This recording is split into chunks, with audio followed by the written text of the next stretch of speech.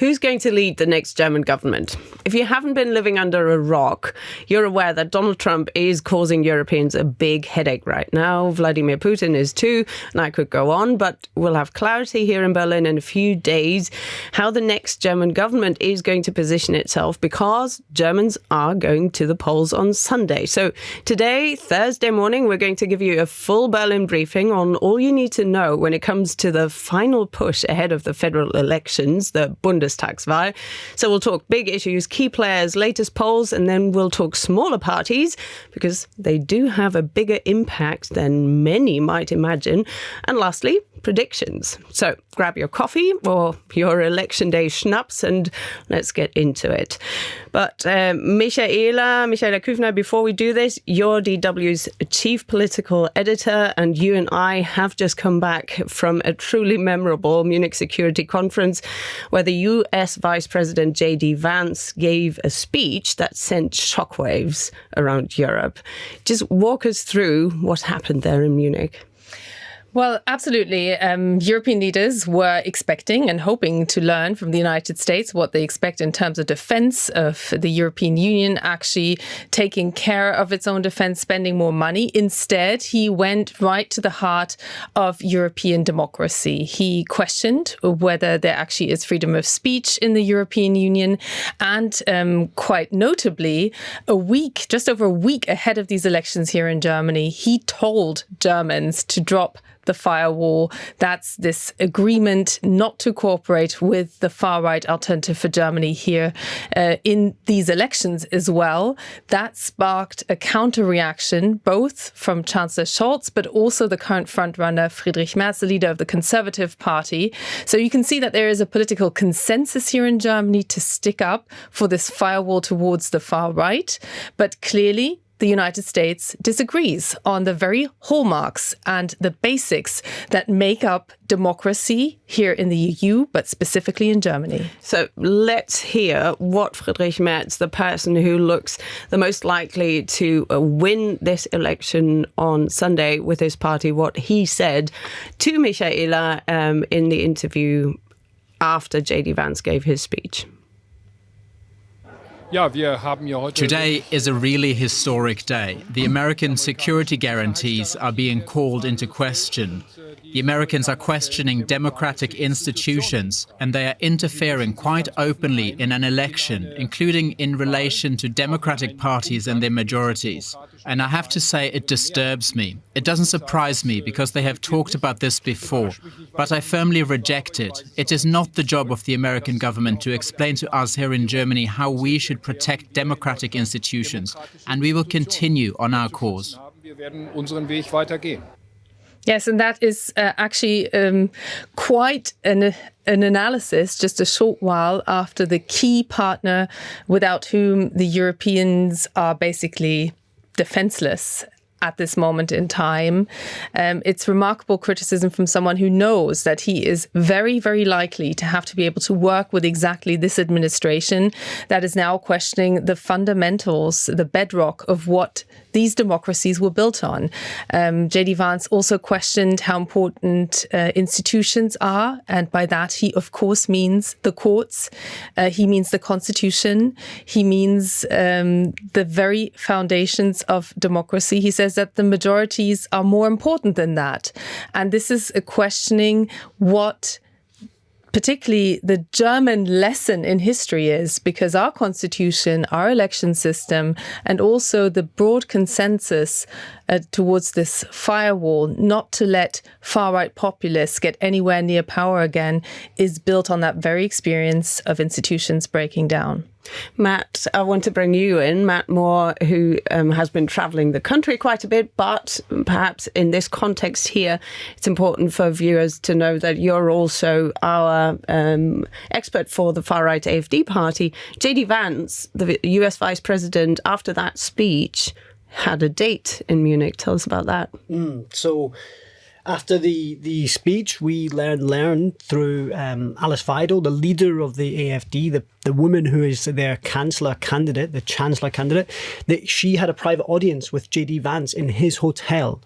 I don't think the AfD could scarcely believe their luck that they have someone in the White House and someone in the vice president's role who would come to Germany and do such a kind of great job of batting for them, essentially listing off their policies, that they're feeling that they're being locked out of the democratic discussion in Germany, not talking in fact about the war in Ukraine really much, and also talking about their key issue of freedom of speech. Yeah, they think that there's an attack on freedom of speech, and then not only to have them say that to an audience in Munich, but then to meet with their leader personally for 30 minutes when, let's remember, he met for Friedrich Merz, who's likely to be the next Chancellor of Germany, for around 20 minutes. Michaela, you'll know the details on that. He didn't meet German Chancellor Scholz at all. But he spent 30 minutes with Alice Weidel. And the AfD wasn't invited inside the Munich Security Conference because of that very firewall as well.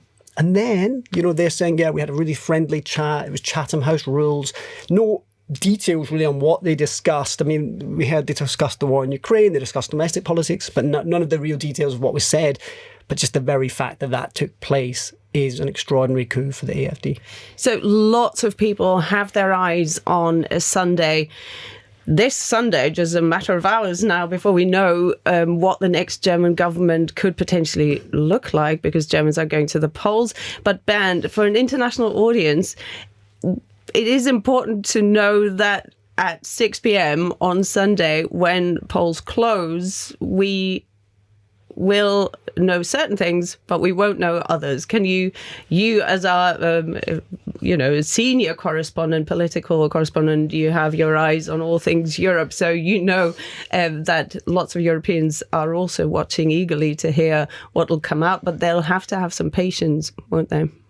Yeah, at 6 o'clock you get the projections. We don't know the final result. And this time it's especially important because there are three little parties, which could or could not jump over the 5% threshold, which is important in Germany because you have to have 5% to get seats in the parliament. We will know that the Conservative Party will be the biggest bloc.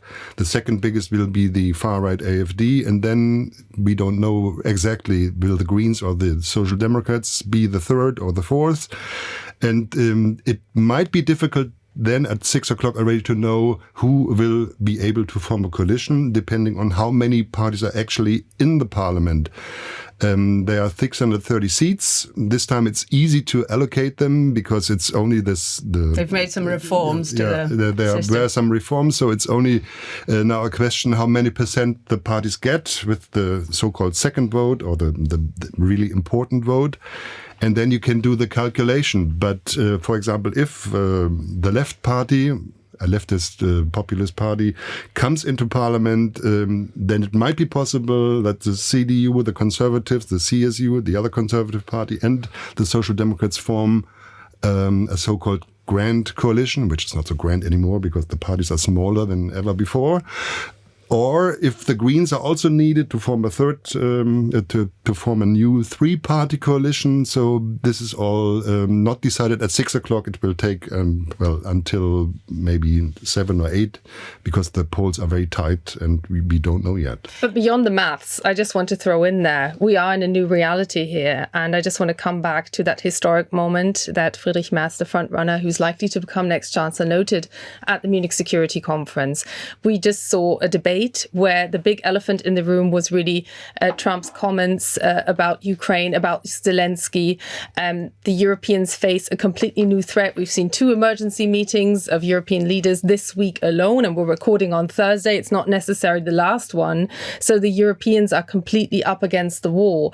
And the maths, as you just mentioned, will be playing out. But what is becoming an even larger factor in what the realities will be post-elections is which party will play ball when it comes to bolstering own defense capabilities within the EU. And this clearly at this moment indicates that the Social Democrats, led by Olaf Scholz, who are notably silent on this. We also saw a debate that really didn't address the big elephant in the room of Ukraine, Russia and Trump. I find that astonishing, by the way. Yeah, completely it was outlandish to watch that the one factor that affects all the other issues discussed, migration, the economy, social spending, was not raised. So clearly, all sides seem to be backing away from having to make this an election issue. And this is potentially even a factor in how this is unfolding from the US side, because they know that Europe's largest economy, the biggest, most important country, is politically paralyzed until Monday. But Monday will be the new political reality where maths, yes, plays a huge factor, but also the willingness to recognize that this is a new reality that Germany and the EU is facing is playing an increasing role. Yeah, if you take into account the Ukraine policy and the policies towards Russia, there's only a coalition possible between the Conservatives, the Social Democrats and the Greens, and that's it. Because the other parties are, saying we want some peace talks, we support even Trump's approach. So if you only take that, then it's clear which coalition we will have. But here, it's important, I think, that we look at the latest polls. And we at DW, we rely on Infratest, which is done for public broadcasting, ARD. And their latest polls see the SPD at 14, the Conservatives at 32, the Greens at 14, the FDP at 4, the AfD at 22, the left at 6, so they would make it into parliament according to this poll. And the populist BSW movement, that new party, 4.5. And then we also have another poll that is not very different, but all of these latest polls do suggest that we're probably going to end up with another three-way coalition. And we've done special episodes here on this podcast about all those bigger parties.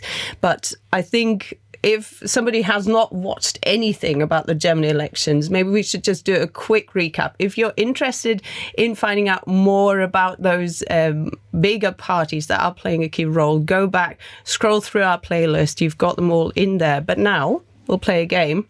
We'll say 20 seconds on each of the most important parties. And I'll start with the Social Democrats, with the SPD. Let me look at the watch up there. So the SPD are entering this election round with the incumbent German Chancellor Olaf Scholz as their candidate. He is convinced that he wants to continue the path that he's been on. He prides himself in having taken a cautious approach towards all those foreign policy challenges, not delivering too many weapons straight away, but always essentially consulting the partners. And they will probably, as we said, end up in a government coalition. So, Michaela, Conservatives. The CDU-CSU, if the polls are anything to go by, their top candidate, Friedrich Merz, will become Germany's next chancellor. It's formerly known as Angela Merkel's party, but Friedrich Merz, who became a political adversary and then left politics over Angela Merkel's policies, has shifted it back towards the conservative camp. It is clearly more in favor of supplying that very contentious weapon, the Tower system, to Ukraine if other allies agree.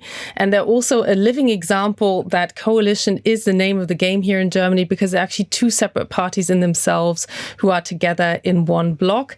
And their task will be, and I know they're praying right now, that it's not going to be a three-way coalition, but they will have to square this political circle come Monday. Okay, I don't think that was 20, but that's okay, because he's probably going to lead the next government.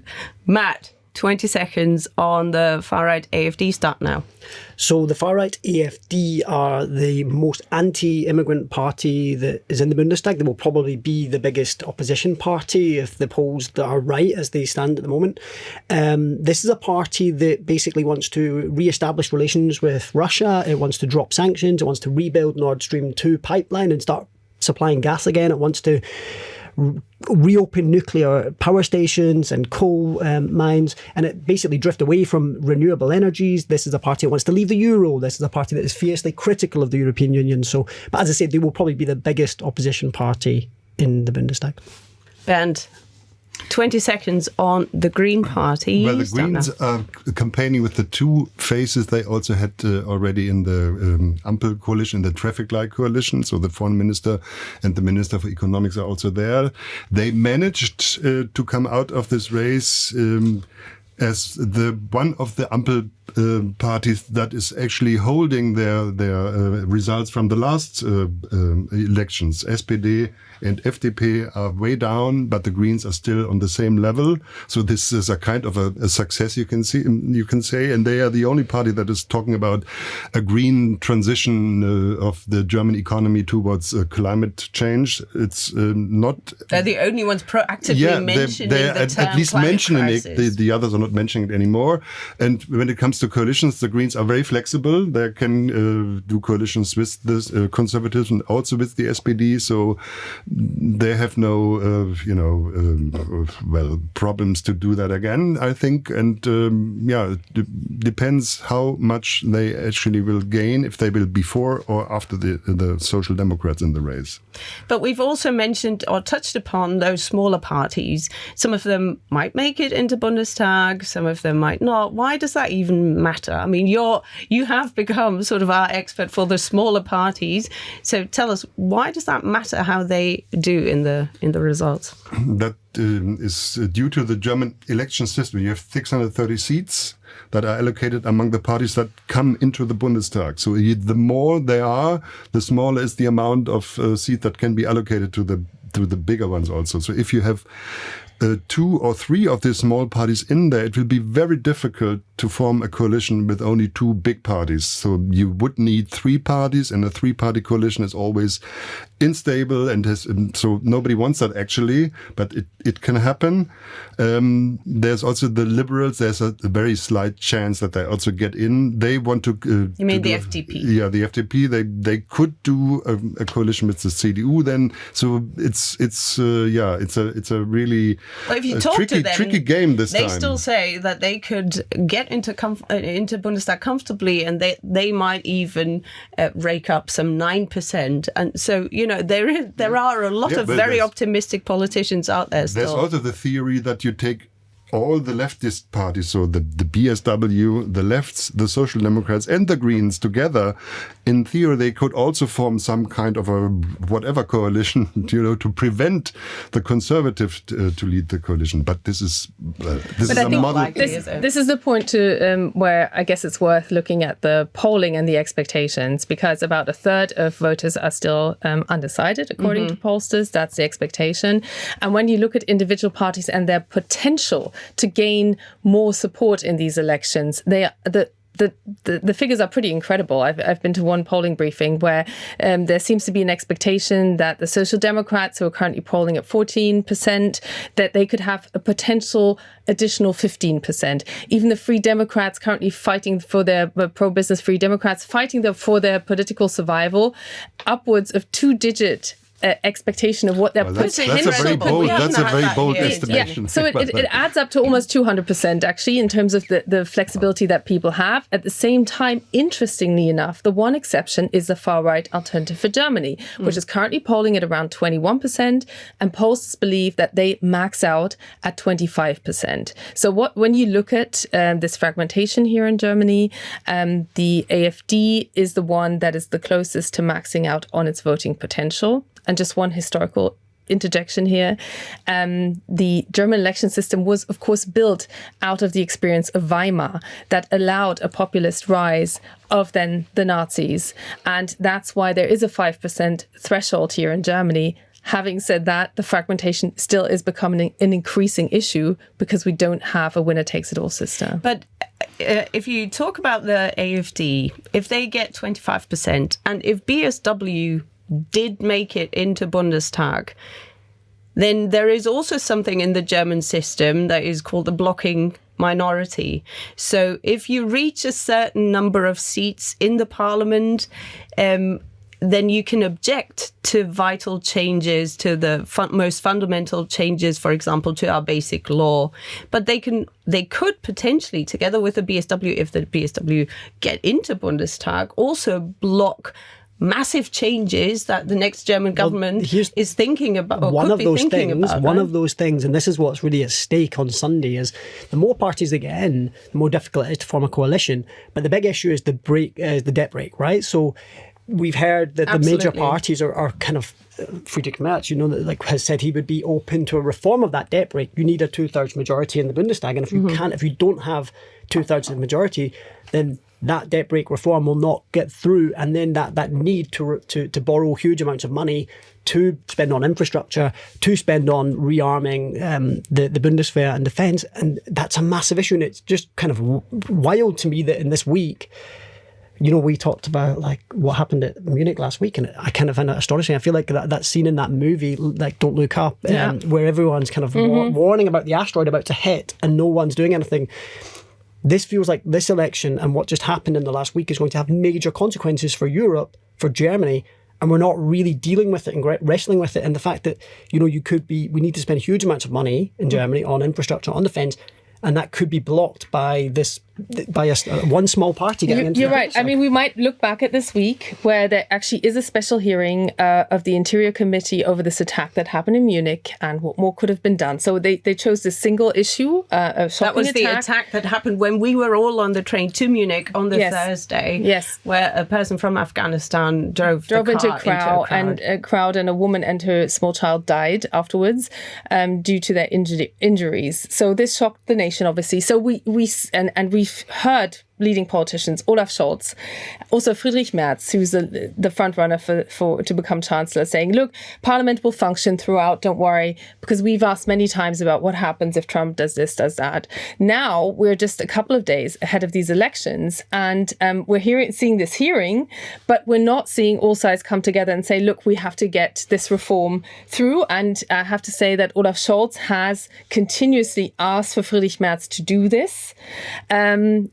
The whole coalition broke apart over the unwillingness of the pro-business Free Democrats. I mean, arguably over their unwillingness to talk about having an exception to this debt break. But Olaf Scholz himself is the man who made sure that this debt break was installed in the first place. So it's basically they're caught up with themselves, and they may well regret not, we're recording this on Thursday, not having used the last days and hours of these current majorities to change the debt break, or to at least declare an emergency and create an exception. Friedrich Merz might well regret this, but clearly he has decided that he has more political capital to lose by seeking a compromise in the final hours than he has to gain on election evening in terms of votes. I want to just spend a little more time talking about the smaller parties, because despite all those international developments, despite the fact that the election campaign changed topics from economy to migration, and it was a very short election campaign period, right? But the polls were sort of stable, even if the SPD said the Conservatives had broken a taboo, essentially, by allowing a vote to happen only, or to be successful only with the help of the far-right AfD. The only party that did see a change, where many of us had said, they're gone, they will not make it into Bundestag again, was the Left Party. And a video is going viral on the internet, and we'll just play that clip by one of their candidates, by the Left Party, who gave the speech after that vote went through Bundestag. Let's listen to Heidi Reicheneck from the Left Party. I tell you, you are making yourself a willing accomplice with this. And today, you have changed this country for the worse. I repeat what I said in my speech. No matter how hard you try, the firewall in this country is still us, all of us. We will take to the streets. We will go to the ballot boxes. And I can promise you this, we will make sure that this comes to an end now. I also say this to the SPD and the Greens, rule out a coalition with the CDU-CSU. It can only harm you. But I also say this to the people out there. Don't give up, fight back, resist fascism in this country. To the barricades. Yeah, Heidi Reicheneck is not only giving speeches in Bundestag. She's very successful in her TikTok account.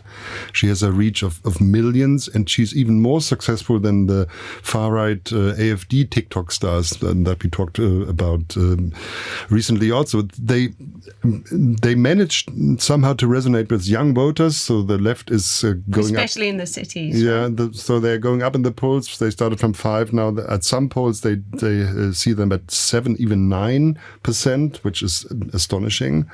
But they also have a backdoor. They also might get 3 direct mandates from older members of the party that are campaigning, especially in East Germany. So they could also, for sure, get into the Bundestag. That might happen.